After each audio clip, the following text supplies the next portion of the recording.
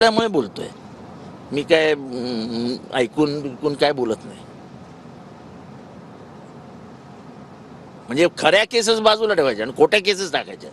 मी विधानसभेच्या भाषणात बोललोय, अटक मर्डर केसमध्ये अटक करायला गेलेल्या पोलिसांची 4 तासात बदली केलेली आहे या महाराष्ट्रात.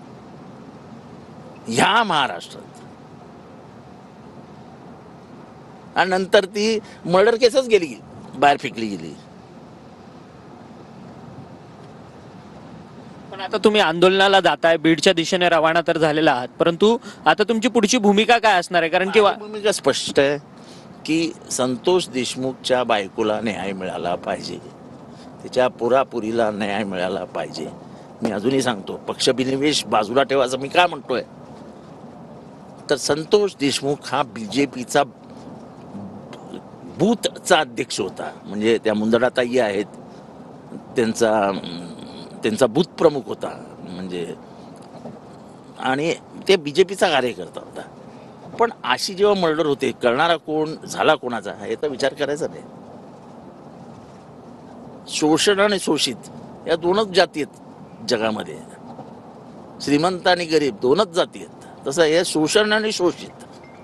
परंतु आता या सगळ्या, आता जे काही घडतंय, सर्वपक्षीय मोर्चा वगैरे होतोय, सत्ताधारी पक्षाचे आमदार आवाज उठवतात, या सगळ्या वरतून आता कुठेतरी स्थानिक राजकारण जे आहे ते धनंजय मुंडे यांच्या विरोधातलं पेटलेलं आहे आणि त्याच्यातून स्थानिक राजकारण वगैरे, राजकारण बाजूला ठेवावं, राजकारण पण बाजूला ठेवूया. हे घडतं कसं काय? एवढी डेअरिंग माणसात येते कुठनं? जोपर्यंत पूर्ण पॉलिटिकल प्रोटेक्शन मिळत नाही, तो पण मी सांगितलं ना, 307चा आरोप आहे हा वाल्मिक कराड 307चा आरोपी आहे. एवढे दिवस त्याला पोलिसांनी का मोकळा बाहेर ठेवला होता?